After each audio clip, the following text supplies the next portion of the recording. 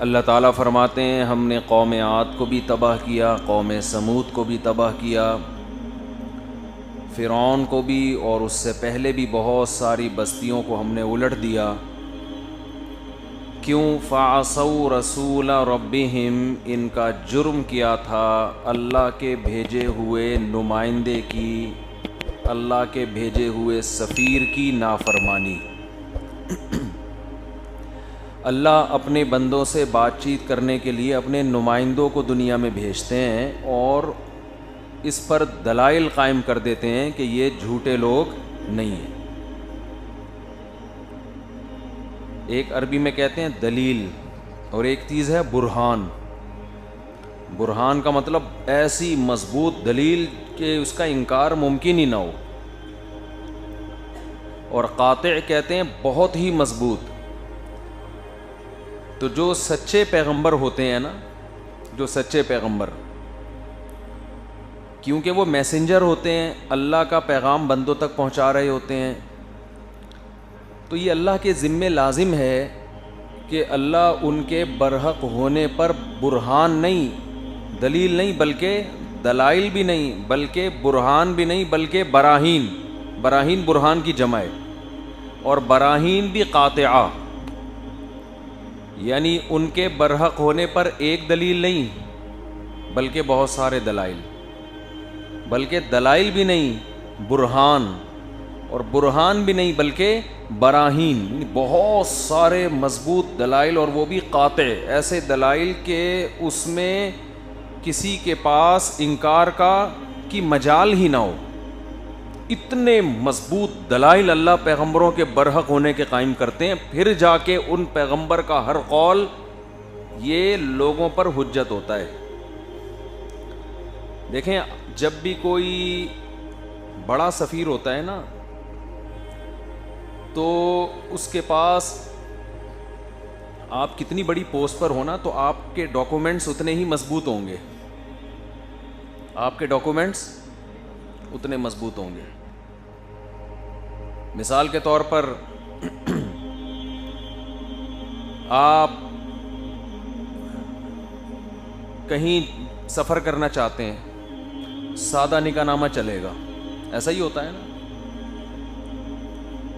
یعنی ملک کے اندر ہی کہیں ٹریولنگ کرنا چاہتے ہیں، بیرون ملک سفر کرنا چاہتے ہیں تو وہی نادرا کا فارم چاہیے، ڈاکومنٹ تھوڑے کیا ہو گئے، مضبوط ہو گئے بھائی، وہ ایک علامت ہے کہ بھائی آپ کی گورنمنٹ نے آپ کا پراپر اندراج کر لیا۔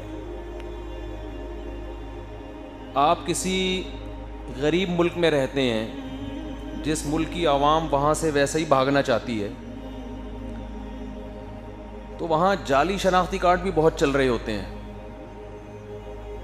وہ ڈاکومنٹ بنانا آسان ہوتا ہے، حکومت کو پتا ہوتا ہے یہاں کوئی رہنا ویسے ہی نہیں چاہتا، لیکن ملک جتنا ترقی کرتا چلا جاتا ہے، اسٹیبل ہوتا چلا جاتا ہے، پھر اس ملک کی نیشنلٹی بھی مشکل، اور اس کے ڈاکومنٹ میں 2 نمبری کا امکان بھی، بولو نا بھائی، نہیں ہوتا۔ وہ بہت مضبوط ڈاکومنٹس ہوتے ہیں، انگوٹھے بھی، آنکھیں بھی۔ سیکیورٹی کا بھی یہی نظام ہے، آپ سسرال جا رہے ہیں، سیکیورٹی کا کوئی سیٹ اپ ہے وہاں پہ کہ بم رکھ کے آ رہا ہے، حالانکہ اختلافات وہاں بھی ہوتے ہیں، لیکن اگر آپ ایئرپورٹ پہ جا رہے ہیں تو گولی کا کھوکھا لے جا کے بھی دکھائیں آپ، کیا خیال ہے؟ طبیعت سے تلاشی ہوگی آپ کی، یہ کیا نکل رہا ہے بھائی تیری، یہ بارود کی بو کیوں آ رہی ہے؟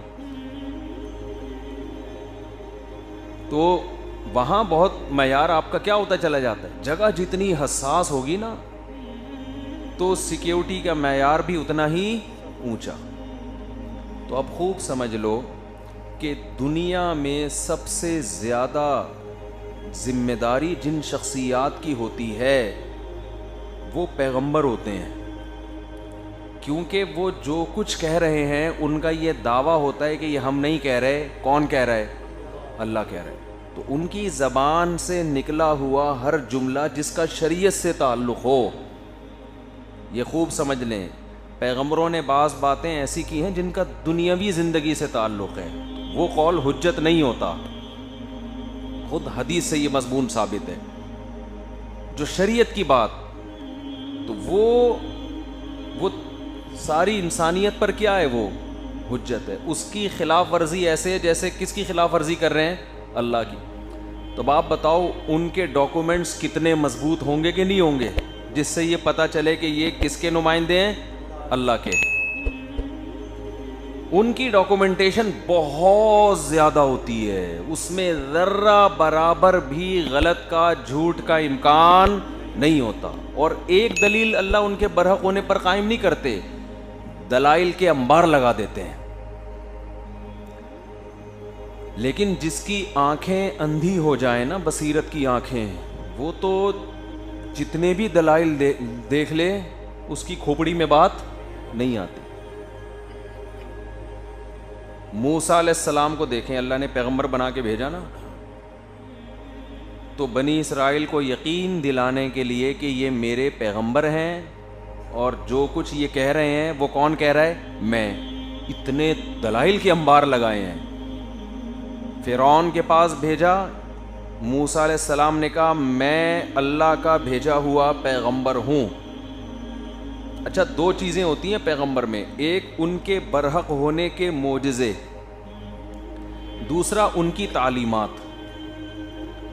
تعلیمات بھی ان کے نبی ہونے کی دلیل، جو تعلیمات وہ دے رہے ہوتے ہیں. اور بلکہ ہم یوں سمجھ لیں کہ تعلیمات اور عمل کو الگ کر لیتے ہیں. ایک ان کا کیریکٹر، وہ خود کیسے ہوتے ہیں، دوسرا ان کی تعلیمات، اور تیسرا ان کے معجزے. یہ تینوں چیزیں مل کے ان کے یہ ثابت کرتی ہیں کہ یہ سچے نبی تھے. موسیٰ علیہ السلام کو جب اللہ نے فرعون کے پاس بھیجا تو فرعون نے کیا کہا کہ آپ کے پاس کیا دلیل ہے؟ حالانکہ جو موسیٰ علیہ السلام کی باتیں تھیں نا، باتیں جو تعلیمات تھیں، وہ خود اس کی دلیل تھی کہ یہ غلط نہیں ہو سکتے. کیوں؟ اتنے بڑے بادشاہ کے دربار میں ڈائریکٹ ایک ایسے شخص کا پہنچنا جس پر قتل کا کیس چل رہا ہو. نہیں آ رہی بات میرا خیال؟ بھائی کسی پر قتل کا کیس ہو، حکومت اس کو تلاش کر رہی ہو، گورنمنٹ کے اس کو پکڑو، اور قتل بھی انہوں نے جان کر نہیں کیا. بعض دفعہ انسان پہ خوف کا غلبہ ہوتا ہے، وہ کہتا ہے میں نے جان کر قتل کیا، میں چونکہ مجرم ہوں تو میں اپنے آپ کو پیش کروں گا. بعض دفعہ توبہ اتنی تگڑی ہوتی ہے، لیکن قتل جان کر نہیں ہوا، غلطی سے ہوا ہے. اور پتہ بھی ہے کہ فرعون اس قتل کے بدلے میں دیت نہیں لے گا. اصولی طور پر تو دیت بنتی ہے نا جب آپ کسی کو جان بوجھ کر نہیں یار امام حنیفہ بڑے زبردست آدمی تھے.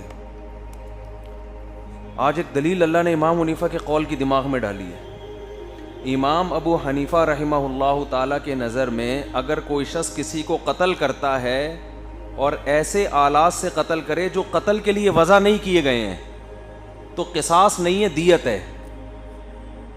یہ اگرچہ موضوع سے ہٹ کر بات کر رہا ہوں. بھائی کسی بندے نے کسی کا ڈنڈے سے سر پھاڑ کے بندہ ہی مار دیا تو اس سے دیت لی جائے گی، قصاص. یہ شبہ عمد کہلاتا ہے، اس میں شبہ ہے. اب بہت سے لوگ اس پر اعتراض کرتے ہیں، بندے نے، یعنی اس کا مطلب جب گولی سے مارو گے تو سزا ملے گی، ڈنڈے سے مارو گے تو سزا نہیں ملے گی. بھائی وہ کہتے ہیں ڈنڈے سے مارنا، اس میں یہ شبہ پیدا ہو گیا کہ پتہ نہیں اس کی نیت مارنے کی تھی بھی کہ نہیں تھی. اور یہ سب سے بڑی دلیل موسیٰ علیہ السلام کا واقعہ ہے. مکہ مارا، بندہ کلٹی ہے بھائی. تو موسیٰ علیہ السلام پر معاذ اللہ قصاص نہیں بنتا تھا، اس دور کے لحاظ سے بھی نہیں بنتا تھا. بھائی مارنے کی نیت نہیں، تو مکہ اس کی علامت ہے کہ مارنے کی نیت نہیں تھی. ہاں اگر کوئی قاتل اعتراف کرے کہ میں نے ڈنڈا اس کے سر پہ مارا ہی قتل کی نیت سے، وہ تو ایک الگ مسئلہ ہے. اس لیے امام حنیفہ کہتے ہیں کہ آلہ جارحہ سے کوئی کسی کو قتل کرے گا تو قصاص لیا جائے گا. آلہ جارحہ سے قتل نہیں کیا تو یہ شبہ پیدا ہو گیا ہے. اور جب شبہ ہوتا ہے نا، شبہ کا فائدہ ہمیشہ مجرم اٹھاتا ہے. عدالتوں میں بھی قانون ہے کہ جب بھی شبہ ہوگا تو اس کا فائدہ کون ہوگا؟ جرم ثابت کرنے کے لیے نا پورے وہ ایسا ہونا چاہیے کہ ذرا بھی شبہ نہ ہو. تو سزا تو ملے گی اس کو، لیکن قصاص والی نہیں ملے گی. تو خیر، تو موسیٰ علیہ السلام، اب آپ دیکھو کہ فرعون کے لیے اتنا کافی تھا کہ ان پہ قتل کا کیس ہے. میں نے مشورہ کیا تھا کہ میں ان کو قتل کروں گا. یہ ملک سے چلے گئے. کئی سالوں کے بعد, کم سے کم 12 سال کے بعد یہ واپس آ رہے ہیں کم سے کم. تو ایسے میں تو انسان جب واپس آتا ہے تو چپکے سے کہیں جا کے ٹھکانہ لگا کے زندگی گزارنا شروع کر دیتا. کبھی بھی وہ اس گورنمنٹ کے پاس, اس بادشاہ کے پاس نہیں جائے گا جس بادشاہ کی نظر میں آپ موسٹ وانٹیڈ ہیں. یہ خود ایک بہت بڑی دلیل تھی کہ واقعی ان کو کس نے بھیجا ہے؟ اللہ نے. اللہ نے نہ بھیجا ہوتا خود سے انسان ایسے کام نہیں کرتا. لیکن فرعون کی کھوپڑی میں بات, اور میں یہ فرعون کی جو مثالیں دے رہا ہوں نا, یہ فرعون کو سمجھانے کے لیے نہیں دے رہا یا فرعون کو شرم دلانے کے لیے. آپ کہیں گے یا مفتی صاحب کیا فرعون کی باتیں لے کے بیٹھ گئے؟ چلو بھائی شکر ہے مائک کھل گیا, دوبارہ بند ہو گیا تھا نا.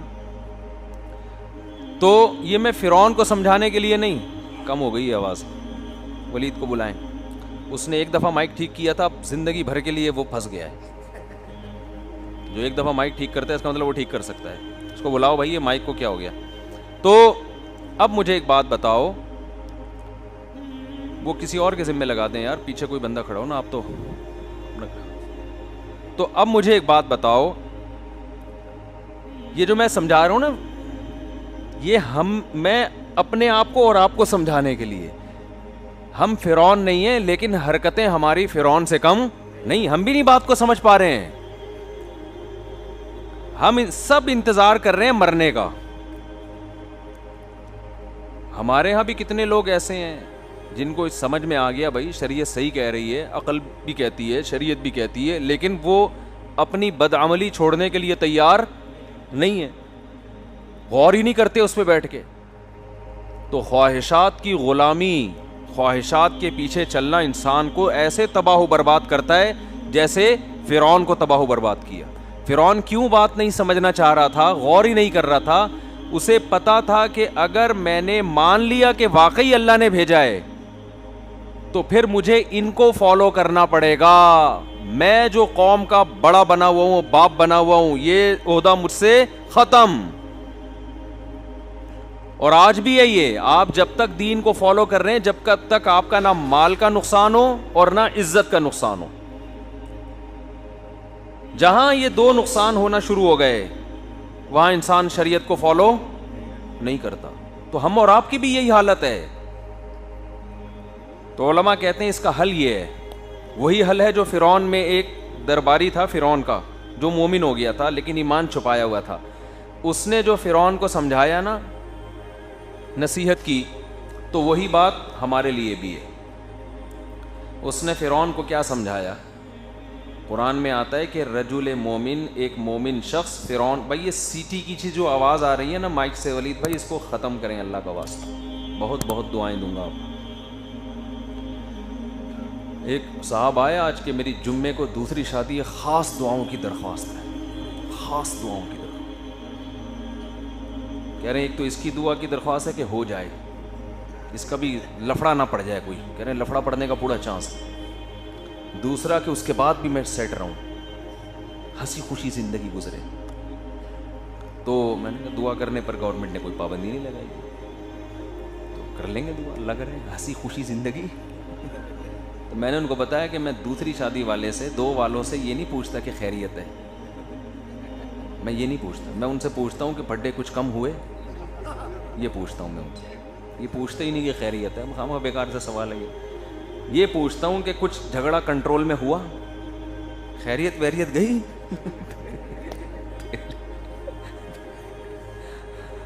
تو لیکن مرد قلندر ہے, کر رہا ہے, اچھی بات ہے ماشاءاللہ. تو اب دیکھو موسیٰ علیہ السلام کی یہ پہلی دلیل کافی تھی نا. موسیٰ علیہ السلام ڈائریکٹ کس کے دربار میں پہنچے ہیں؟ جیسے ہی مدین سے مصر آئے تو سیدھا کہاں؟ فرعون کے پاس. ارے بھائی جو آدمی موسٹ وانٹیڈ ہوتا ہے وہ ڈائریکٹ حکومت کے پاس نہیں جاتا, اس کو تو ڈر ہے مجھے پکڑ کے قتل کریں گے, اور جا کے نصیحت کر رہے ہیں, یہ تو اور بڑا مسئلہ ہو گیا ہے بھائی. اگر گئے ہوتے ایکسکیوز کرنے کے لیے، بھائی 12 سال بھول بھلیا ہو گئے، کچھ کمپرومائز کرتے ہیں اور کچھ جوڑ توڑ کر کے کچھ معذرت چاہتا ہوں، آپ کا غصہ ہو سکتا ہے تھوڑا سا ٹھنڈا ہو گیا ہو، میرا جو مکے میں پاور تھی وہ بھی اب آپ ٹرائی کر کے دیکھ لیں ویسی نہیں رہی، اول تو وہ تو اس سے بھی زیادہ بڑھ گئی ہوگی، لیکن ایک مثال ہے۔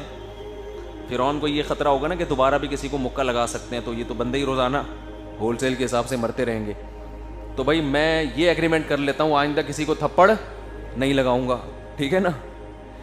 تو بہت کچھ ہو سکتا تھا۔ جاتے ہی فرعون کے دربار میں جا کے کہنے لگے کہ فَأْتِيَا فِرْعَوْنَ فَقُولَا لَهُ قَوْلًا لَيِّنًا لَعَلَّهُ يَتَذَكَّرُ أَوْ يَخْشَىٰ إِنَّا رَسُولَا رَبِّكَ، میں اور میرا بھائی ہارون اللہ نے بھیجا ہے ہم دونوں کو۔ کتنا بڑا دعویٰ بھائی، ہم دونوں کو کس نے بھیجا ہے؟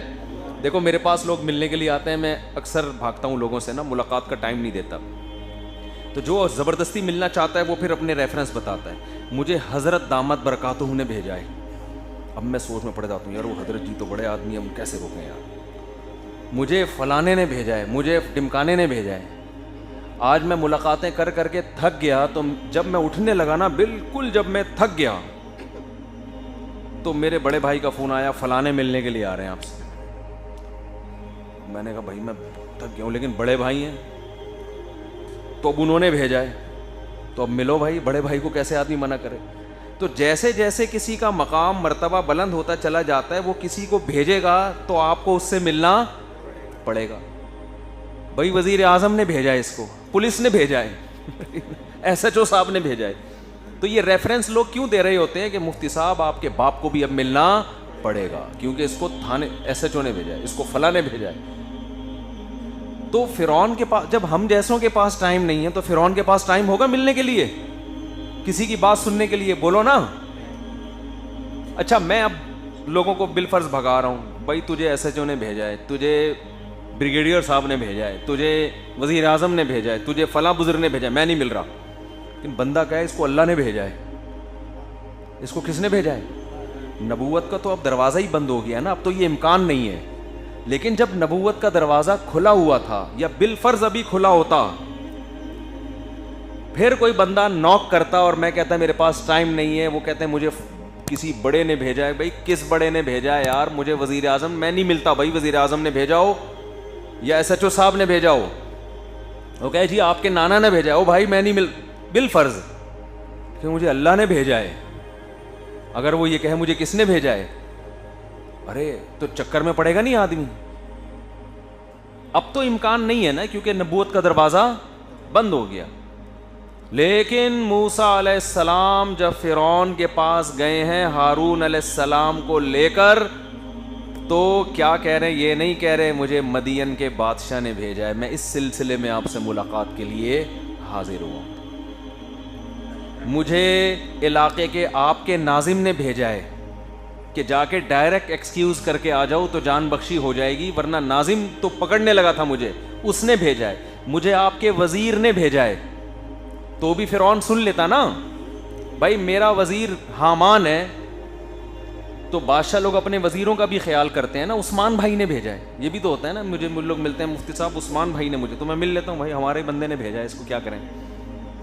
ورنہ تو ہم نے عثمان کو ٹوپیاں کرانے کے لیے رکھا ہوا ہے، عثمان بھائی کو، لیکن بعض دفعہ وہ بھیج رہے ہوتے ہیں بھائی ملیں ان سے، تو نہیں ٹوپیاں کرانے کے لیے نہیں رکھا، ویسے ہی وہ خود سے کرا رہے ہوتے ہیں، جو سمجھتے ہیں نا کہ یہ خام خامے ٹائم نہ ویسٹ کرے کوئی بندہ۔ تو اب وہ یہ کہہ سکتے تھے کہ مجھے بھیجا کس نے؟ فرعون کے وزیر حامان سے میرا تعلق ہے، تو فرعون پھر بھی سنتا، ہاں بھائی میرا وزیر ہے یار، اب ان لوگ کا خیال، جیسے بادشاہ لوگ ولی عہد کا خیال کرتے ہیں، یار میرے بعد بنے گا یہ، تو اس کا بھی خیال کرو، حکومت میں بغاوت کا بھی خطرہ ہوتا ہے نا۔ چیف آف آرمی اسٹاف نے کوئی بندہ بھیجا وزیر اعظم کے پاس، تو وزیر اعظم سنے گا یار آرمی چیف سے خام خامے پنگے بازی لینے کی ضرورت نہیں ہے، بھائی اس نے بھیجا تو اب ملو نا، وہ یہ تو نہیں کہہ سکتا میں وزیر اعظم ہوں، میں نہیں مل رہا۔ تو فرعون کو اگر موسیٰ علیہ السلام کہتے نا حامان نے بھیجا ہے، تو بھی بٹھاتا، چلو بھائی بیٹھو بات سن، کیا بات ہے، ہارون علیہ السلام کو بھی بٹھاؤ اور موسیٰ علیہ السلام کو بھی، خاطر تواضع کرتا ہے, یار میرے وزیر نے ہی اتنا خیال کیا تو بتائیے. موسیٰ علیہ السلام نے ایسا حوالہ دیا کہ اس سے بڑا حوالہ دنیا میں کوئی ہو سکتا نہیں ہے. کتنا ہی بیزی چل رہا ہو فرعون, کتنا ہی مصروف ہو, کتنا بڑا عہدہ ہو, اب فرعون کو بات سننا پڑے گی. اور حضرت موسیٰ علیہ السلام نے ذہانت سے کام لیا کہ بھری محفل میں گئے ہیں فرعون کے دربار میں, اکیلے میں نہیں گئے. جیسے ہم جب جہلم گئے نا, بتا کے وہاں جا کے اعلان کیا میں آ رہا ہوں, چھپڑ میں نہیں گئے. وہ یہ چاہتے تھے کہ بیل بجاؤں, چھپڑ میں گھس کے بات چیت کر کے پتلی گلی سے نکل آؤں. چھپڑ میں کچھ کام ایسے ہوتے ہیں جو پکڑائی میں نہیں آتے کہ ہو کیا رہا ہے, تو کچھ کام اوپنلی کرنے پڑتے ہیں تاکہ دنیا. فرعون نہیں, میں اس کو فرعون نہیں کہہ رہا خدا نخواستہ, فرعون موسیٰ علیہ السلام کو پتا تھا فرعون نہیں مانے گا, لیکن درباریوں میں سے تو شاید کوئی مان جائے, ہو سکتا ہے یہ خود مان جائے. نہیں مانے تو وہ تو کہیں گے نا کہ فرعون آپ کے سامنے ایک کھلے عام بات ہوئی ہے, اور کھلے عام یہ طے ہوا ہے کہ جادوگروں سے مقابلہ ہوگا. چھپڑ میں فرعون کہتا نا موسیٰ علیہ السلام کو بلا کے کہ میں جادوگر تیرے مقابلے میں لا رہا ہوں, عین وقت پہ پتلی گلی سے نکل جاتا. کسی کو کیا پتہ چلتا, موسیٰ علیہ السلام کا ٹائم ضائع ہوتا. تو جو بات ہوگی اوپنلی, یہ موسیٰ علیہ السلام کی پالیسی تھی. تو حوالہ کس کا دیا؟ انا رسولا ربکا. سورہ طٰہٰ اتنی مزے کی ہے, ایسا مزہ آتا ہے. انا رسولا ربکا. میری بھی تراویحوں کی سورہ طٰہٰ جو ہے نا, تراویح میں سال جو میں نے پڑھی ہے, میری ویب سائٹ پہ اپلوڈ ہوئی ہوئی ہے. بہت سے لوگ مجھے کہتے رہتے ہیں تلاوت اپلوڈ کریں, تو وہ ہوئی ہوئی اپلوڈ آپ چاہیں نا تو لکھیں گے ریسائٹنگ مفتی طارق مسعود, اور وہ اس میں سورہ طٰہٰ لکھ دیں گے تو آ جائے گی. اس کا ترجمہ بھی ڈالا ہوا ہے ہم نے, بہت زبردست مضمون ہے. انا رسولا ربکا, اے فرعون ہم تیرے پروردگار جو تجھے کھلاتا اور پلاتا ہے, تجھے کھلاتا اور پلاتا ہے, اس کی طرف سے اس کے میسنجر بن کے ہم تیرے پاس آئے ہیں. اتنا بڑا حوالہ دے دیا کہ اس سے بڑا ریفرنس کوئی ہو نہیں سکتا. یہ ایسا ہی ہے جیسے, یہ تو ایسے نہیں ہے لیکن یہ اس سے بھی بڑا حوالہ ہے. جنید جمشید کا بڑا بھائی ہے نا ہمایوں, وہ ملنے کے لیے آیا مجھ سے, ملنے کے لیے آئے تو میرے بڑے بھائی بیٹھے ہوئے تھے نیچے, تو انہوں نے میرے بڑے بھائی کو کہا یار مفتی طارق صاحب سے ملائیں. ان کو نہیں پتا تھا میرے بڑے بھائی ہیں, تو بڑے بھائی نے کہا اچھا دیکھتے ہیں ابھی. تو پھر وہ تھوڑا سا نا اسٹائل میں کہہ رہے ہیں آپ کو پتا ہے میں کون ہوں؟ نہیں مجھے تو نہیں پتا آپ کون ہیں. کہہ رہے میں جنید جمشید کا بڑا بھائی ہوں. اچھا بھائی, میرے بھائی نے کہا آپ کو پتا ہے میں کون ہوں؟ نہیں پتا. کہہ رہے ہیں مفتی طارق مسعود صاحب کا بڑا بھائی. تو انا رسولا ربکا, ہم تیرے جو تجھے پالتا ہے نا, جو تجھے کھلاتا پلاتا ہے, جس نے تجھے حکومت دی, جو تیری پرورش کر رہا ہے. رب کہتے ہیں پالنے والا. جیسے ہم جانوروں کو پالتے ہیں, ایک ایک چیز کی کیئر کرتے ہیں نا, تو ایسے ہی انسانوں کا رب صرف خالق نہیں ہے اللہ, بلکہ کون ہے؟ رب ہے. وہ تو پالتا ہے, ایک ایک چیز کا خیال کرتا ہے. ساری ضرورت کی چیزیں اس نے زمین میں پیدا کی ہیں. تو اے فرعون تیرے رب نے ہم دونوں, یہ بھی کہہ سکتے تھے میرے رب نے, میرے رب نے. یہ ایسا ہی ہے جیسے میں کہوں میرے والد صاحب نے مجھے بھیجا ہے. سامنے والا ہو سکتا ہے عزت نہ دیں, میں کہوں آپ کے والد نے مجھے یہاں بھیجا ہے, تو اپنے باپ کا حوالہ سن کے آدمی ٹھنڈا ہو جاتا ہے, یار اس سے تو ملنا, میرے والد صاحب نے اس کو بھیجا ہے. تو موسیٰ علیہ السلام یہ نہیں کہہ رہے میرے رب نے, تیرے رب نے ہم دونوں کو میسنجر بنا کے تیرے پاس بھیجا ہے. اور ہماری دعوت کی بنیاد کیا ہے؟ ایک تو رب, تیرا بھی ہے میرا بھی رب ہے. دوسری بات, بنی اسرائیل پر ظلم کرنا چھوڑ دے. آج کل جتنے بھی قائدین ہوتے ہیں نا, مصیبت میں سب پیچھے ہوتے ہیں, پبلک آگے ہوتی ہے. یہ خود اس کی علامت ہوتی ہے. یہ قائد قوم کے ساتھ خیر خواہ نہیں ہے, یہ خیر خواہ نہیں. ادھر موسیٰ علیہ السلام بنی اسرائیل کے قائد بن کے آئے, نجات دہندہ بن کے آئے, سب سے پہلے اپنے آپ کو مشکل میں ڈال دیا. سب سے پہلے فرعون کے سامنے بالکل نمایاں ہو گئے جا کے. تو پہلی بات موسیٰ علیہ السلام کی نبوت کی سب سے بڑی دلیل یہ تھی کہ موسٹ وانٹڈ بنے ہوئے ہیں, مگر کتنے کانفیڈنس کے ساتھ فرعون کے دربار میں کھڑے ہو گئے. فرعون چاہتا, عقل استعمال کرتا تو وہ کہتا کہ یہ جھوٹے نہیں ہو سکتے، کیونکہ خدا کے بھیجنے پر ہی کوئی اس طرح اعتماد کے ساتھ آ سکتا ہے۔ جب تک خدا کی طرف سے گارنٹیاں نہ ملی ہوں اور خدا نے آرڈر نہ دیا ہو، خود سے آنا یہ حماقت ہے، یہ تبلیغ نہیں ہے۔ یہ بڑی دلیل تھی۔ اس کے بعد پھر فرعون نے کہا فمر ربکما یا موسیٰ، کون ہے رب بھائی، کس کی بات کر رہے ہو؟ اتنا بڑا مکالمہ ہوا ہے نا، قرآن نے اس مکالمے کو مختلف جگہوں پہ مختلف انداز سے بیان کیا ہے۔ اس سے پتہ چلتا ہے کہ موسیٰ علیہ السلام کی فرعون کے ساتھ جو پہلی ملاقات ہوئی وہ بہت طویل ملاقات تھی، وہ چھوٹی نہیں تھی، وہ مختصر ملاقات نہیں تھی۔ شروع میں صرف دلائل اور دعوت چلتی رہی ہے۔ قال ربنا الذي اعطى كل شيء خلقه ثم هدى، وہ رب ہے جس نے ہر چیز کو پیدا کیا، ہر چیز کو نیچر کے راستے پہ چلا دیا۔ ہر چیز جو مینجمنٹ آپ کو نظر آ رہی ہے یہ آٹومیٹیکلی نہیں ہے، مینجمنٹ کسی مینیجر کے بغیر ممکن نہیں ہے۔ اگر یہ کائنات خود سے ہوتی، خود ہی چل رہی ہوتی، اس میں یہ مینجمنٹ تھوڑی ہوتی ہے۔ تو اب الٹ پٹا، میں نے اکثر مثال دیتا ہوں نا، گلاس ٹوٹتا خود بخود ہے، جڑ کبھی خود بخود نہیں سکتا۔ گلاس خود بخود نہیں جڑ سکتا، یہ انسان جڑ کے انسان کیسے بن گیا بھائی؟ آنکھ، ناک، کان، دل، دماغ، جگر، یہ پانی میں ایسے سافٹ ویئر کیسے انسٹال ہو گئے کہ ماں کے رحم میں پانی جاتا ہے اور اس میں آنکھیں اگنا، ناک اگنا، کان، دل، دماغ، جگر اگنا شروع، اور ادھر دنیا میں آیا اور ماں کی چھاتیوں میں دودھ پیدا ہو گیا۔ تو موسیٰ علیہ السلام یہ مختصر لفظ میں بتا رہے ہیں، انزل من السماء ماء، آسمان سے پانی برسا رہا ہے اور طرح طرح کے نباتات پیدا کر رہا ہے، پوری اللہ کی کبریائی بیان کرتے چلے جا رہے ہیں۔ جب فرعون نے دیکھا نا یہ تو اللہ کی، جب اللہ کی بڑائی بیان ہوتی ہے نا انسان پہ ایک اثر ہوتا ہے، یار رب تو کوئی اور ہے، اس کو تو ہم سوچتے ہی نہیں۔ ہمارے ایک دوست ہیں تبلیغ میں بڑا وقت لگایا انہوں نے، اب لگا رہے بھی رہے ماشاءاللہ، وہ بڑے لبرل قسم کے بالکل ہی آزاد خیال تھے، نہ نماز نہ روزہ نہ۔ میں نے ان سے پوچھا آپ یہ ایک دم لائن پہ کیسے آ گئے؟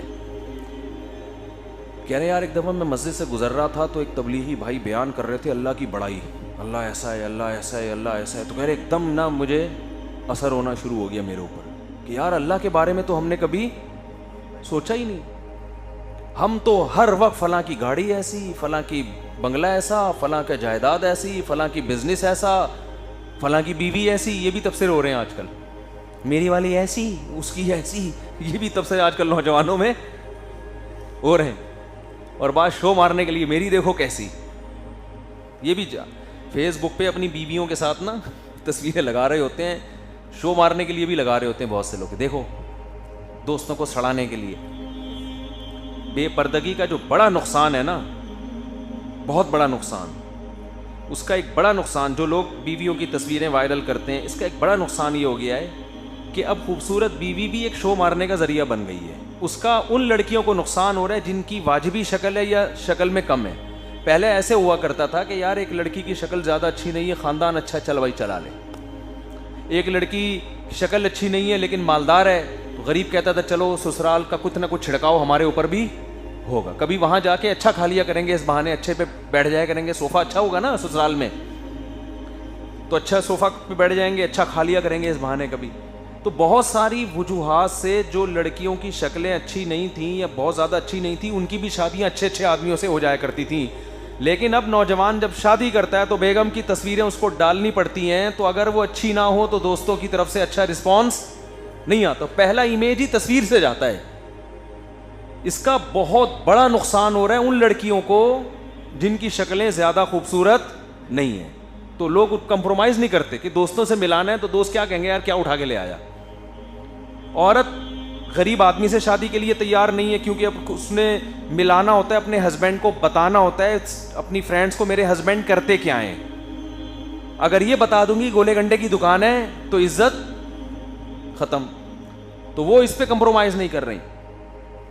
لیکن یہ نوبت تو بہت کم آتی ہے کہ پوچھے کہ کیا کرتے ہیں، اس میں دو نمبری بھی کی جا سکتی ہے، لکڑ کا کام کرتے ہیں یعنی مسواک بیچتے ہیں، لیکن اس کو آپ لکڑیوں کی، اس میں توریہ بھی ممکن ہے، لیکن جب آپ نے شکل دکھا دی دنیا کے سامنے اس میں جھوٹ ممکن نہیں ہے۔ تو اس لیے بیگم چھپانے کی چیز ہے، اس کو میرے بھائی گھر کی چار دیواری میں چھپا کے رکھا کرو، اس کو اس کی فرینڈ سے تو ملاؤ، اپنے دوستوں سے بولتے کیوں نہیں نہ ملاؤ۔ سمجھتے ہو کہ نہیں سمجھتے؟ یہ کلچر غلط ہے۔ کہتے ہیں ہم براڈ مائنڈڈ ہیں، ہماری وائف ان کی وائف سے ملنے، ٹھیک ہے، ہماری وائف ان سے اور ان کی وائف ہم سے تو کیوں مل رہے ہو بھائی, چھوڑو یار, کوئی کرنے کا کام ہے. ہمیں براڈ مائنڈڈ بنتے بنتے پورے کلچر کی ایسی کی تیسی. اس کے سائڈ افیکٹ بہت ہوتے ہیں ان چیزوں کے, وقتی نقصان نہیں ہوتے لیکن دیر پا نقصانات ہوتے ہیں جو بہت خطرناک ہوتے ہیں, اور عورت کو نقصان ہوتا ہے اس کا. بھائی کسی نے شادی کی, اس کی بیوی خوبصورت ہے, بدصورت ہے, طلاق یافتہ ہے, بیوہ ہے, عمر زیادہ ہے, عمر کم ہے, اس کا ہیڈیک ہے, بھائی تو بچی کہ تو نے شادی کر لی, مٹھائی کھلا دے, پتلی گلی سے نکلو. دلہن کو جھانکنے کی کوشش مت کرو. اب دلہنیں بیٹھی ہوتی ہیں شادی ہال میں, مرد بھی جا کے دیکھ رہے ہیں اس کو, دوست بھی جا کے دیکھ رہے ہیں. اب بتاؤ کوئی 25 سال کا آدمی 40 سال کی بیوہ سے کرے گا ایسی صورت میں شادی؟ وہ اسٹیج پہ 40 سالہ بیوہ دلہن بن کے بیٹھی ہوئی, یہاں دوست بھی جا کے دیکھ رہے ہیں, تو وہ تبصرہ کریں گے. دوست تو پھر آپ کو پتا ہے وہ چھوڑتے تھوڑی ہیں, وہ تو تبصرہ کرتے ہیں. تو بھائی جس سے بھی کی ہے, بیوہ سے کی ہے, طلاق یافتہ سے کی ہے, جس سے بھی کی ہے, ان کا پرسنل معاملہ ہے. یہ ایکسپوز کرنے کی, نمایاں کرنے کی چیزیں نہیں. ہاں اپنی بکریاں دکھاؤ, میں بکریاں دکھاتا ہوں, بکرا لیا پچھلے اتوار کو, خاندانی بکرا دکھاتا ہوں, یہ بکرا دیکھو. تو اس سے کیا ہوگا؟ کچھ بھی نہیں ہوگا. لوگوں میں بکرا خریدنے کی, بکریاں پالنے کا شوق پیدا ہوگا, تو اچھا ہے, ہو جائے شوق پیدا. تو بیویوں دکھاؤ گے نا, تو خوبصورت بیوی ہوگی تو وہ جو دوسرا ہوگا وہ کہے گا میں پتہ نہیں کیا اٹھا کے لے آیا یار, وہ دکھائے گا ہی نہیں. اب آپ کہو گے اچھا اس لیے نہیں دکھا رہا. بالکل اس کی مثال ایسے جیسے میت کو چھپانے کا حکم ہے, میت کو چھپانے کا. میرے والد صاحب کا انتقال ہوا, اللہ ان کی مغفرت فرمائے. میں نے نہیں زیارت کروانے کی. لوگوں نے کہا باتیں بنیں گی, کہیں شکل تو نہیں بگڑ گئی, خدا نخواستہ کوئی کچھ تو چھپا اس لیے رہے ہیں, اللہ نہ کرے. میں نے کہا بھائی اللہ کا فضل ہے, ایسا کچھ بھی نہیں ہے. اور میں نے کہا بعض دفعہ انسان کی شکل خراب بھی ہو سکتی ہے موت کی وجہ سے, یہ تو نیچرل ہے نا. فالج والا آدمی کا منہ ٹیڑھا ہو جاتا ہے, بعض دفعہ کچھ بھی 10 چیزیں ہو سکتی ہیں. تو اس سے تو اور ثابت ہوتا ہے کہ میت کو چھپانا چاہیے, تاکہ اگر اس کی شکل خراب ہو گئی ہے تو لوگ اس کے بارے میں غلط تبصرے نہ کریں. اسلام میں میت کو بڑی عزت دی گئی ہے, تبھی تو غسل کفن دے کے جنازہ پڑھ کے دفنایا جاتا ہے. تو اسلام یہ چاہے گا کہ لوگ اس کے بارے میں کہیں اس کا منہ یوں ہو گیا, اس کا منہ ایسا ہو گیا, اس کا یوں ایسا ہو گیا. تو وہاں بھی یہی مسئلہ ہے. خیر, تو موسیٰ علیہ السلام کے ایک دلیل کیا ہو گئی, یعنی میں بتا رہا ہوں کہ اللہ پیغمبر کے برحق ہونے کے ایک دلائل نہیں بلکہ دلائل کے انبار لگاتے ہیں. پھر جا کے وہ دعویٰ کرتے ہیں کہ ہم نبی ہیں, اور پھر ان کو کوئی فالو نہیں کرے گا تو بستیوں کی بستیاں الٹ دی جاتی ہیں, قوموں کو سمندروں میں غرق کر دیا جاتا ہے, زمین میں دفن کر دیا جاتا ہے, دنیا کا عذاب بھی آتا ہے, آخرت کا عذاب بھی آتا ہے. تو یہ ایسا ہی نہیں ہو جاتا. تو موسیٰ علیہ السلام نے وہاں جا کے کہا, میں مجھے کتنے کانفیڈنس کے ساتھ پھر اللہ کی بڑائی بیان کرنا شروع کر, اپنا کچھ بھی نہیں, میں ایسا ہوں, میں یوں ہوں, میں یوں ہوں. آج کیا ہوتا ہے کہ جب جو باطل لوگ ہیں نا, ان میں بڑی برائی یہ ہوتی ہے کہ وہ اپنے آپ کو نمایاں کرنا چاہتے ہیں, اپنے مشن اور اپنے ویژن کو پیچھے رکھتے ہیں. وہ پیغمبروں میں یہ چیز نہیں ہوتی. دیکھو موسیٰ علیہ السلام کو جب اللہ نے کہا کہ میں آپ کو نبی بنا رہا ہوں, فرعون کے پاس جائیں, تو موسیٰ علیہ السلام کو پتہ چل گیا بنی اسرائیل کا لیڈر کون ہے, میں ہوں. لیکن موسیٰ علیہ السلام نے یہ ذمہ داری کو پسند نہیں کیا, کہا ہارون کو بنا دیں, میرے بھائی کو. علماء کہتے ہیں اس سے پتہ چلتا ہے کہ اگر, کیونکہ ان کو کیا تھا کہ بھائی میری زبان اس طرح بلاغت نہیں ہے جس طرح ہارون جتنا اچھا کام کر سکتے ہیں اتنا اچھا میں نہیں کر سکتا. آج کسی میں ظرف ہے کہ یار میں جس ویژن کو لے کے چل رہا ہوں, جو میں امت کی خیر خواہی چاہتا ہوں, فلاں آدمی اگر الیکشن میں جیت جائے تو وہ زیادہ اچھا کام کر سکتا ہے بنسبت میرے, لہذا میں پیچھے ہٹ جاتا ہوں, فلاں کو آگے لے آتا ہوں. نا نا نا نا, جتنا ہی اچھا کیوں نہ ہو, جب میں ہوں تو وہ کس کھیت کی مولی ہے, وہ کیوں آ رہا ہے آگے. اس کا مطلب اپنی شخصیت کو نکھارنا ابھارنا مقصد ہے, قوم کی خدمت مقصود نہیں ہوتی. علماء نے ایک مثال بیان کی. علماء کہتے ہیں اگر آپ, علماء یہ مثال علماء کے لیے بیان کرتے ہیں کہ اگر آپ کہیں ممبر پہ بیان کر رہے ہیں, آپ کو خیال یہ کہ اگر فلاں آدمی اس ممبر کو سنبھال کر بات کرے تو قوم کو مجھ سے زیادہ فائدہ ہوگا, تو اگر آپ پھر ممبر نہیں چھوڑتے تو اس کی علامت ہے کہ آپ تبلیغ اپنے لیے کر رہے ہو, اللہ کے لیے نہیں کر رہے. موسیٰ علیہ السلام تو اپنی سیٹ فوراً چھوڑ دی. نبوت بھائی ٹھیک ہے آزمائشیں آئیں گی, لیکن نبیوں والا اکرام بھی تو ملے گا نا بنی اسرائیل کی طرف سے. لیکن موسیٰ علیہ السلام کیا کہہ رہے ہیں, ہارون کو بنائے, ہارون کو, وہ بلیغ ہیں, وہ زیادہ اچھا کام کر سکتے ہیں. اللہ نے کہا کلا ہے موسیٰ, ہرگز ایسا نہیں ہے, ہاں ہم ہارون کو تیرا مددگار بنا دیں گے. جو آدمی حب جاہ کا مریض ہوتا ہے وہ یہ کہتا ہے مجھے مددگار بھی نہیں چاہیے, ون مین شو, میں اکیلا, ٹھیک ہے نا, میں ہوں بس, کوئی بھی نہیں ہو اس جیسا. تو یہ تکبر ہے. تو جس عالم کے پاس, جس مذہبی لیڈر کے پاس آپ کا ذہن یہ بن رہا ہو نا کہ آپ کو وہی اچھا لگنے لگے باقی سارے خراب, تو سمجھ لو کہ آپ کا جو لیڈر ہے نا, جو قائد ہے, وہ ٹھیک نہیں ہے. سمجھتے ہو کہ نہیں سمجھتے؟ یہ بہت اہم پوائنٹ کی بات بتا رہا ہوں.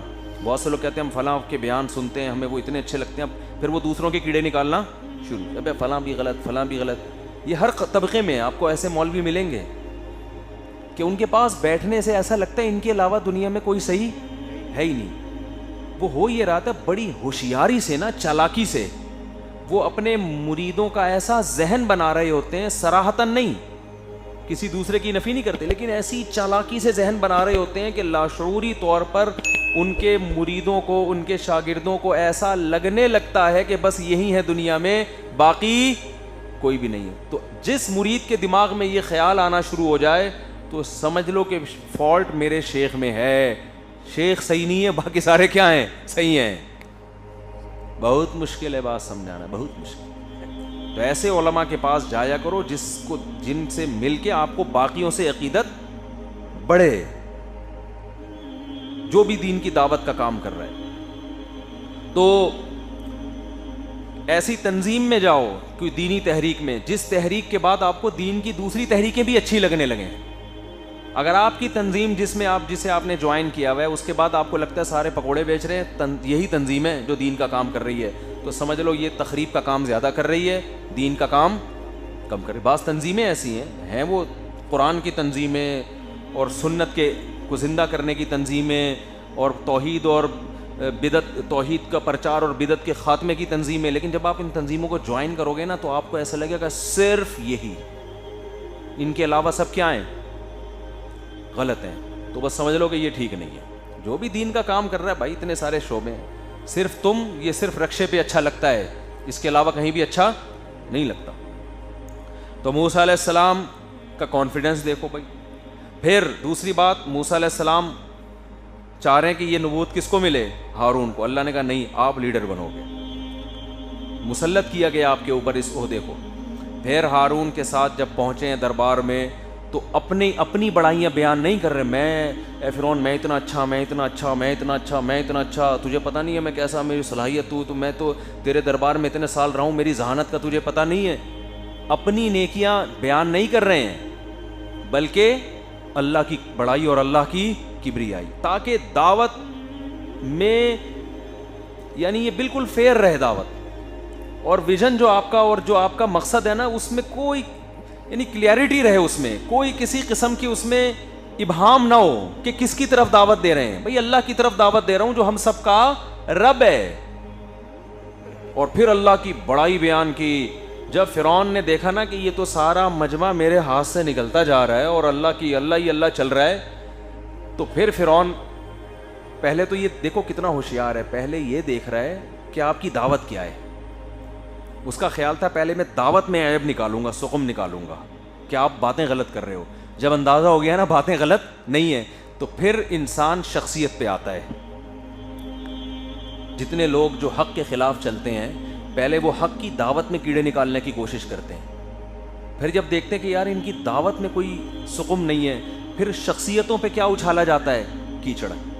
آج بھی آپ دیکھ لو, یہ ہمارے جو لبرل طبقہ ہے جو دین سے دور ہے, یہ کیا کرتے ہیں, پہلے تو جو مولویوں کی تقریریں ہیں نا پردے کے متعلق, داڑھی سے متعلق, نماز سے متعلق, حج سے متعلق, قربانی سے متعلق, سود سے متعلق, اس میں کہ ایکچولی اسلام تو یوں کہتا ہے, یہ لوگ یوں کہتے ہیں ایکچولی, لیکن جب دلائل سے ثابت ہو جاتا ہے نا کہ ان کی بات, علماء کی بات غلط نہیں ہے, پھر علماء کی شخصیتوں میں ابے یہ مولوی ایسے ہوتے ہیں, ابے یہ مولوی ایسے ہوتے ہیں, ابے یہ مولوی, ابے ان کے گھروں میں جا کے دیکھو تمہیں پتہ چلے گا بیویوں کو انہوں نے رسیوں سے باندھا ہوا ہوتا ہے, صبح و شام کوٹتے ہیں. اور پھر کہیں ذرا سے واقعات ایسے ظلم کے آ جائیں تو دیکھو وہ جو عزیز الرحمان صاحب تھے ان کا بھی کیس آیا سامنے, بہت بڑا جرم ہوا ان سے, کبھی بھی حمایت نہیں کرنی چاہیے اس جرم کی, اس کو کتنا اچھالا گیا. اس کے بعد ہمارے ایک سیاسی لیڈر بھی ایکسپوز ہوئے ہوٹل کے کمرے میں, اس کو کتنا اچھالا گیا. دونوں میں فرق سمجھ میں آ رہا ہے, لوگ یہ کہتے ہیں کہ وہ مولوی تھے, مولوی کو تو کرنا ہی نہیں چاہیے, اور یہ مولوی تو نہیں تھا نا, تو اس نے کر لیا تو کیا ہوا. بھائی یہ جرم اخلاقی لحاظ ٹھیک ہے, مولوی جرم کرے تو بڑا جرم ہے, لیکن اتنا بھی فرق نہیں ہے کہ ایک پہ ایسے مٹی ڈالی گئی ہے جیسے کچھ ہوا ہی نہیں, اور ایک کو ایسے اچھالا گیا ہے پوری دنیا میں جیسے, یعنی یہ مولویوں کے گویا ٹھیکیدار تھے یہ صاحب, ٹھیک ہے نا, ساری دنیا سے ان کو نمائندہ بنا کے مولویوں نے بھیجا ہوا تھا. ایک آدمی کے پرسنل ایک جرم کو اتنا اچھالا گیا, اور وہی جرم ایک لبرل آدمی کر رہا ہے تو جیسے کچھ ہوا ہی نہیں ہے. تو یہ فرق بھی اسی وجہ سے ہے کہ جب تک مولوی کو آپ اس کی حوصلہ اس کو معاشرے کا ایک قابل اعتراض فرد نہیں بناؤ گے, اس وقت تک آپ کو یہ خطرہ ہے کہ دلائل کی دنیا میں یہ باتوں میں غالب آ جائے گا. دلائل کی دنیا میں غالب آئیں گے باتوں میں, ہمارے پاس ان کی باتوں کا جواب نہیں ہے. تو اب دیکھو موسیٰ علیہ السلام کی دعوت, پھر آخر میں فرعون کیا کہتا ہے کہ اے موسیٰ اگر تو سچا ہے اپنی دعوت میں, تو یہ کہہ رہا ہے کہ مجھے کس نے بھیجا ہے, خدا نے, تو فأتی بہا ان کنت من الصادقین, کوئی نشانی دکھا, کوئی ایسی نشانی دکھا جس سے ہماری عقل کیا ہو جائے, ایک دم حیران, جو ہم سمجھیں کہ خدا ہی یہ کام کر سکتا ہے, مخلوق یہ کام نہیں کر سکتی. فألقى عصاہ, پہلے پوری دعوت سن لی, پوری تبلیغ سننی, اس میں کچھ نہیں سمجھ میں آیا کہ میں کیا عیب تلاش کروں نا, بات تو خدا کی ہو رہی ہے. کبھی کہتا ہے کہ پہلے لوگوں کا کیا ہوگا جو اتنے دنیا سے چلے گئے. موسیٰ علیہ السلام کہہ سکتے تھے وہ جہنم میں جائیں گے سارے, فرعون یہاں سے بات اچھال لیتا کہ ابے ہمارے باپ دادا کو وہی کیا کہہ رہا ہے, جہنم, یہ دیکھو, یعنی اس کو کہتے ہیں نا ایموشنل بلیک میلنگ, لوگوں کو جذباتی کر دیتا کہ یار ہم ابا کو اب یہیں سے پٹا ہو جاتا ہے نا. ٹھیک ہے, مناظروں میں ایسا ہی تو ہوتا ہے, مناظروں میں کوئی نہ کوئی ایسی چیز کرتے ہیں سامنے والے کو غصہ آؤ, پھر اس پہ بڑے بڑے مناظرے اس طرح سے ہوئے ہیں. ایک صاحب کہنے لگے ہمارا کسی سے مناظرہ ہو رہا تھا تو ہم ہارنے لگے, وہ کون تھے میں نہیں بتاؤں گا, وہ کسی بھی مسلک کے ہو سکتے ہیں, بہت پرانا قصہ, کہہ رہے ہیں ہم نے چوہا چھوڑ دیا مجمع میں نا, چوہے لا کے ہم نے پہلے ڈبے میں رکھے ہوئے تھے کہ اگر ہم ہارنے لگے چوہے چھوڑ دیں گے, اس سے بھگدڑ مچے گی, سب بھاگ بھوگ کے ختم ہو جائے. تو یہ بھی باطل لوگوں کا کام ہوتا ہے کہ یار جب ہارنے لگو تو کوئی نہ کوئی لفڑا ڈال دو کہ بات ہی کہیں سیٹنگ ہی نہ ہو. تو فرعون نے جذباتی کام کی بھی کوشش کی. فرعون نے کہا کہ اے موسیٰ اگر ایک خدا پر ایمان ضروری ہے تو ہمارے باپ دادے تو ایک خدا کو نہیں مانتے تھے, ان کا ہوگا کیا. وہ یہ چاہ رہا تھا موسیٰ علیہ السلام بولے بھائی وہ بھی جہنم میں جائیں گے. یہاں سے فوراً کیا کرتا وہ, ارے میرے ابو کو, میرے ڈیڈی کو جہنمی بول دیا, اور دیکھو تمہارے باپ کو بھی کیا بول دیا جہنم میں, تمہاری ماں جس نے تمہیں دودھ پلایا, حالانکہ اس کا جنت جہنم سے کیا تعلق ہے بھائی, آپ کو دودھ پلایا نا اس نے, لیکن جس خدا نے ماں کو یہ اولاد دی اس ماں نے اس خدا کو مانا کہ نہیں مانا. بھائی مخلوق پر احسان ہے نا, خدا کے لیے کیا کیا انہوں نے. اب موسیٰ علیہ السلام دلائل کی دنیا میں الجھ جاتے, دلیل سے سمجھاتے, لیکن لوگ اتنے جذباتی ہو جاتے, میری ماں کو جہنم میں, میری باپ کو بھی جہنم میں ڈال دیا, اب یہ تو بڑا پھڈا کھڑا ہو جاتا. وہ دلائل سے سمجھاتے کہ بھائی تیری ماں کا جنت جہنم سے کیا تعلق ہے, جنت جہنم کا تو عمل سے تعلق ہے نا. اللہ یہ دیکھ کے کسی کو جہنم میں ڈالے گا کہ مشرک تھا, یہ دیکھ کے تھوڑی ڈالے گا کہ تیری ماں تھی یا تیرا باپ تھا. ایسے تو بھی کسی کا باپ ہے پھر تو ساری بحث ہی غلط ہو گئی. تو دلیل حضرت موسیٰ کے پاس بہت واضح تھی جواب دینے کے لیے, لیکن حضرت موسیٰ بہت ذہانت اور حکمت بصیرت کے ساتھ دعوت دے رہے تھے. ان کو پتا تھا ابھی یہ فرعون کی چالاکی وہ سمجھ گئے. بالکل ایسے جیسے ہم نے کہا نمائندے سے رابطہ کرو, ڈائریکٹ ہم سے رابطہ کرنے کی ضرورت, نمائندے کا نمبر یوٹیوب پہ ڈالو تاکہ پتہ چلے کہ یہی نمائندہ ہے, ورنہ ہمیں مکر جائے گا بھائی ہمارا نمائندہ نہیں تھا. یہ سمجھتے ہو بات کو کہ نہیں سمجھتے؟ خیر یہ اتنا بڑا واقعہ نہیں تھا, ایمان کفر کی جنگ نہیں تھی. میری تو عادت ہے نا درمیان میں چیزیں لانے کی, تو وہ ایمان کفر کی جنگ تھی. یہ تو چلتا ہے مارکیٹ میں جو کچھ ہو رہا تھا. تو موسیٰ علیہ الصلاۃ والسلام سے فرعون نے کہا فما بال القرون الاولی, اچھا آپ نے تقریر تو بڑی زبردست کر دی. وہ رب جس نے جو کائنات کو بنایا, جو ہر چیز کو نیچر پہ چلایا, جو آسمان سے بارشیں برساتا ہے, منہا خلقناکم, اسی مٹی سے پیدا کیا, اسی مٹی میں کر دیتا ہے, اور طرح طرح کے نباتات پیدا کیے, ٹھیک ہے جی بہت زبردست، فرعون سمجھ گیا بھائی یہ قوم میرے ہاتھ سے، یہ تو پورا مولانا طارق جمیل صاحب کا بیان ہو گیا نا، لوگ جذباتی ہو رہے ہیں، ان کی بیان جیسا بیان ہو گیا، یہ تو لوگ جذباتی ہو رہے ہیں، یہ تو سارے مجھے چھوڑ چھاڑ کے چلے جائیں گے. فوراً یو ٹرن لیا، کہنا فما بال القرون الاولی، اچھا آپ اتنے ہی سچے ہو تو ہمارے باپ دادے اور جتنی قومیں چلی گئی ہیں ان کا انجام کیا ہوگا. وہ چاہ رہا تھا یہ زبان سے کیا کہہ دیں بھائی جو شرک پر گئے جہنم میں، اور پھر مجھے موقع مل جائے گا. دیکھو موسیٰ علیہ السلام نے فرمایا علمها عند ربی فی کتاب، وہ کہاں جائیں گے، کس کو کیا ٹھکانہ ملے گا، میرے رب کے پاس کتاب میں سب محفوظ ہے. لا یضل ربی، میرا رب نہ غلطی کرتا ہے کہ کسی کو جنت میں جانا ہو جان کر اس کو جہنم میں پھینک دے، اور بنتی جہنم ہو صحیح ہے نا، زبردستی اس کو کہاں گھسیڑ دے جنت میں. ولا ینسا، اور بھولتا بھی نہیں ہے کہ بھولے سے ایسا ہو کہ جانا جنت میں تھا غلطی سے بھولے سے یعنی جہنم میں پھینک دیا. تو جس کو جہاں جانا ہوگا میرا رب وہیں بھیجے. الذی جعل لکم الارض مہدا، پھر اللہ کی تعریفیں شروع کر دی، وہ رب جس نے تمہارے لیے زمین کو بچھونا بنایا. یعنی دوبارہ سے ان کو پتا تھا کہ میں جو رب کی کبریائی بیان کر رہا ہوں نا، فرعون کو زیادہ تکلیف کس سے ہو رہی ہے، اور یہ مجھے بیان نہیں کرنے دے گا، اور یہ موقع میرے ہاتھ میں دوبارہ آنے والا نہیں ہے. وَسَلَكَ لَكُمْ فِيهَا سُبُلًا، اور زمین میں اس نے تمہارے لیے راستے بنا دیے. میں حیران ہوتا ہوں جو پہاڑی سفر کرتا ہوں نا، میں ہر پہاڑ میں راستے بنے ہوئے ہیں بھائی، کتنی چوڑی چوڑی سڑکیں. یہ خدا کی طرف سے پہلے سے انتظام ہے اس کائنات میں. ایسا نہیں ہے کہ دنیا بالکل بند ہو جائے، پہاڑوں کو اللہ نے اس طرح سے بنایا کہ اس میں راستے بن سکتے ہیں. تو پھر فرعون نے جب دیکھا نا کہ یہ حربابی ناکام ہو گیا، تو پھر فرعون کیا کہتا ہے کہ فَأْتِ بِآیَةٍ، تیرے پاس کوئی نشانی ہے نا، کوئی معجزہ دکھا دے بھائی. پہلے پیغمبر جتنے آئے ہیں کیا لے کر آئے ہیں؟ معجزہ. کچھ ایسا اچھمبے کی چیز دکھا جس سے ہم سمجھیں کہ بھائی یہ انسانوں کا کام نہیں ہے، خدا تیرے ساتھ ہے.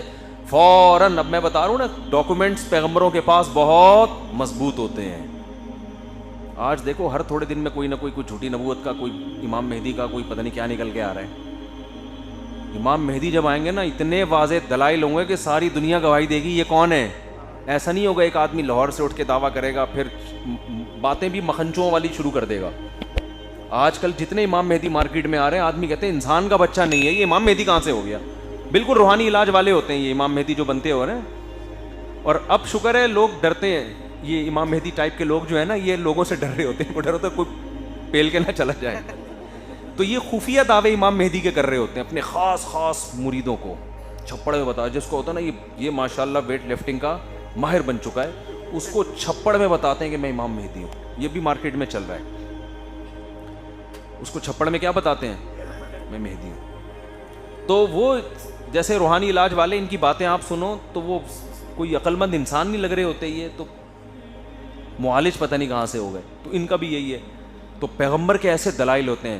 تو قرآن کیا کہتا ہے کہ فَأَلْقَىٰ عَصَاهُ، لاٹھی زمین پہ ڈالی، فَإِذَا هِيَ ثُعْبَانٌ مُّبِينٌ، اژدہا بن گئی، اور ہاتھ گریبان میں ڈالا، جب نکالا تو سورج کی طرح چمک رہا تھا. فرعون کو بڑا زبردست موقع مل گیا، بھائی جادو ہے. حالانکہ تو نے تو خود کہا تھا نا کوئی معجزہ دکھاؤ،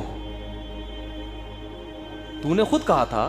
اگر تم نے جادو ہی کہنا تھا اس کو، تو سوال پیدا ہوتا ہے پھر معجزے کا مطالبہ. معجزے تو اسی طرح کے ہوتے ہیں نا، ایسے ہی ہوتے ہیں جو عقل سے بالاتر ہوتے ہیں. موسیٰ علیہ السلام کہہ سکتے تھے کہ اے فرعون، پھر تو نے جب اس کو جادو ہی کہنا تھا تو یہ مطالبہ ہی نہ کرتا، کچھ اور دلیل مجھ سے مانگتا.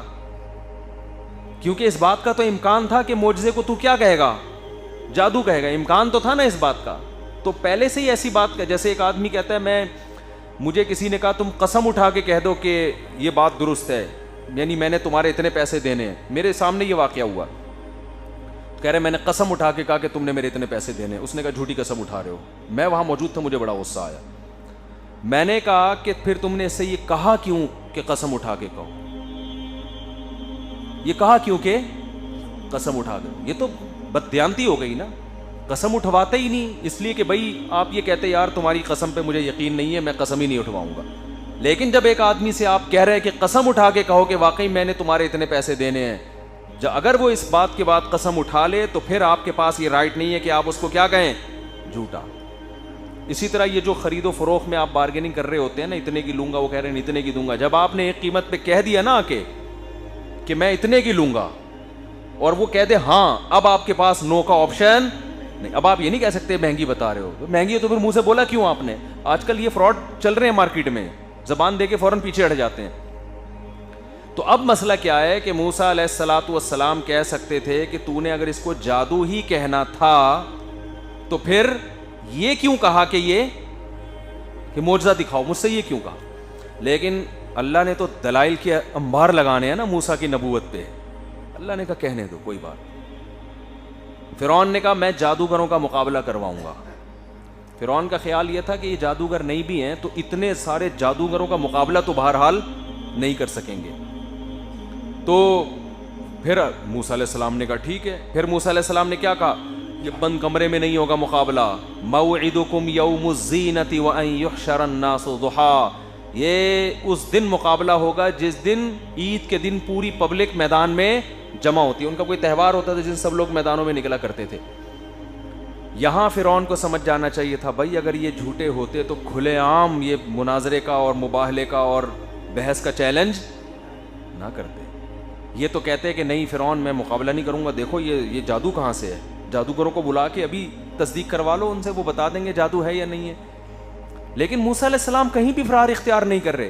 ٹھیک ہے بھائی مقابلہ ہوگا، کھلے عام ہوگا، بند کمرے میں نہیں ہوگا. اور وجہ بھی دن بھی بتا دیا.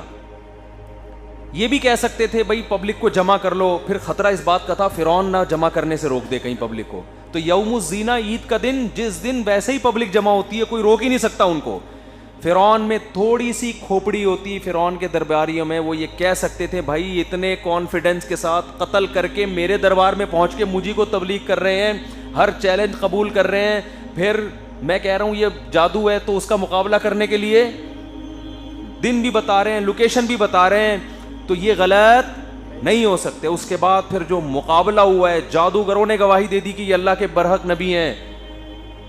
پھر اس کے بعد فرعون کو اللہ نے دریا میں سب کے سامنے غرق کر دیا. تو اتنے، اور اس کے بعد بھی معجزے ظاہر ہوتے رہے. اتنے معجزے اور براہین کے بعد یہ پھر بنی اسرائیل پر موسیٰ علیہ السلام کی حجت تمام ہوئی ہے. اب موسیٰ کلیم اللہ کی زبان سے جو لفظ نکلے گا اگر بنی اسرائیل اس کو فالو نہیں کرے گی تو یہ خدا کی بغاوت اور خدا کی نافرمانی کے زمرے میں آئے گا. اب انکار نہیں ہو سکتا. اور پھر یہ چیزیں بنی اسرائیل کی اولادوں میں تواتر کے ساتھ گئی ہیں کہ ایسا ہوا تھا. آپ کہہ سکتے ہو نا بنی اسرائیل نے جنہوں نے موسیٰ علیہ السلام کو نہیں دیکھا، تو یہ صرف چیزیں ایک دفعہ تو ہو جاتی ہیں، پھر یہ خبر متواتر ہوتی ہے جو تواتر کے ساتھ چلتی ہے.